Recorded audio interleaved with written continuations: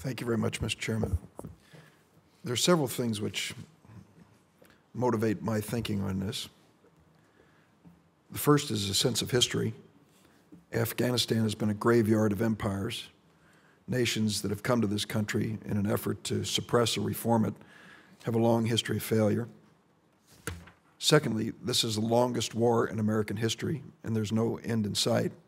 When Ambassador Newman says we would be guilty of quitting in the middle of a war, can anyone say with honesty we're in the middle of this war?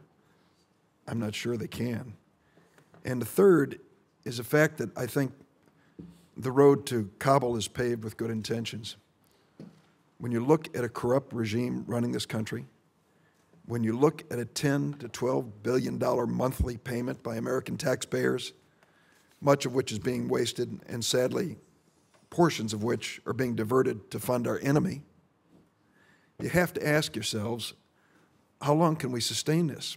Mr. Haass, I read your testimony, and I was really kind of cheering you on until I got to the last paragraph, and I've got to ask you about it. Because here's what you said. Resolution of the ongoing conflict by either military or diplomatic means is highly unlikely and not a realistic basis for U.S. policy. Walking away from Afghanistan, however, is not the answer. I want to ask you about that. If this is about money, then clearly spending it or wasting it is very hard to justify.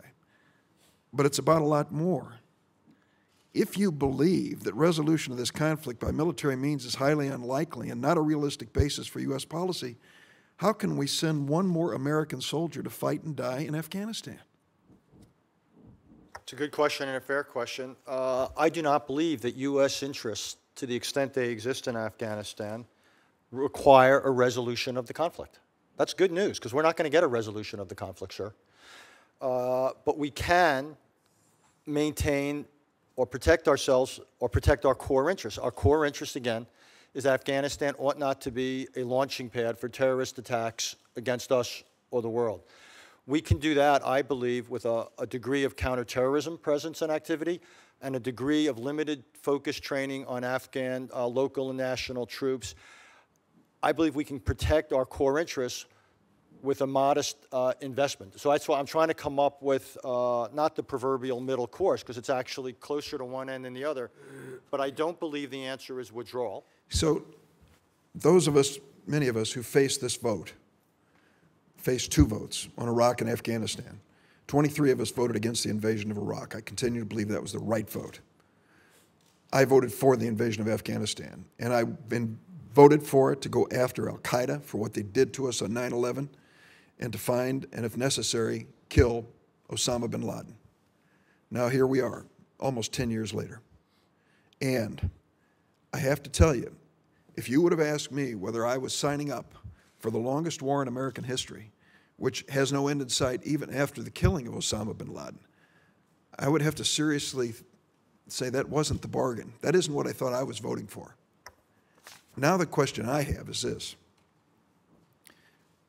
If our goal in Afghanistan, as Dr. Slaughter has said, and I think you've just said, is to prevent terrorist attacks on the United States, why are we limiting this to Afghanistan?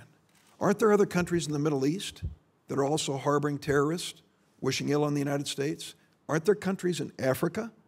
So why have we drawn the line here and said we'll stay as long as necessary to reach a good enough solution in Afghanistan?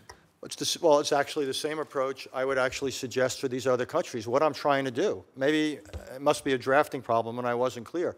I am trying to scale down dramatically the U.S. involvement and investment in Afghanistan, much more akin to what we have been doing in other countries like Yemen and Somalia. I want the emphasis to be on counterterrorism, a degree of training, but I agree with you. I don't believe, coming back to something Senator Corker said before, I think before you arrived, this is not a template that's sustainable, I believe, for any other country. I don't believe it's a template that ought to be sustained in Afghanistan. The war you signed up for 10 years ago, and I think you made the right vote there in signing up for this in Afghanistan after 9/11, was a limited war.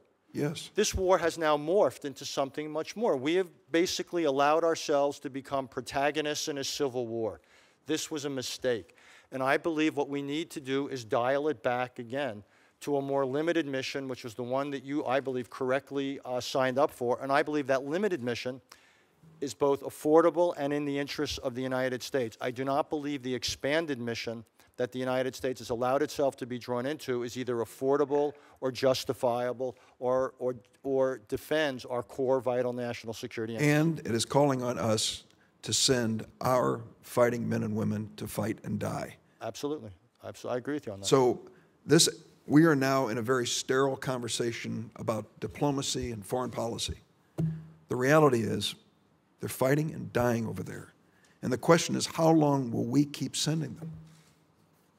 And Senator, I think the answer is that there's a case, the United States does have a vital national interest to make sure that Afghanistan does not become, again, and this is not unique to Afghanistan, this is similar to other countries, a place where terrorists can act with impunity. That is something that I believe, because it is a vital national interest, our armed forces would gladly be involved with. Again, the problem with Afghanistan is we've allowed our mission to grow. We've had classic creep in objectives, and that is something that I believe is not in the national interest of the United States. Dr. Slaughter. So again, we're not disagreeing about the end game here. I think we all agree that we need to draw down our troops substantially. I think the President agrees with this. Where I would differ with Richard is we tried a limited counterterrorism strategy, that when you voted originally, we drove the Taliban out very fast, then we moved to a limited counterterrorism strategy. After 3 or 4 years, we turned around and the Taliban were deeply resurgent. We did not choose to be part of a civil war. We realized that we were at risk of losing all the gains we made, and we had to go back in with a counterinsurgency strategy. But may I ask you this question? Is it not true? I mean, they tell us we could gather all of the known al-Qaeda, active al-Qaeda in Afghanistan in this room, and yet we are spending $10 or $12 billion a month in a war with the Taliban, which I've asked this basic question. Can we achieve what we want to achieve in Afghanistan without defeating the Taliban?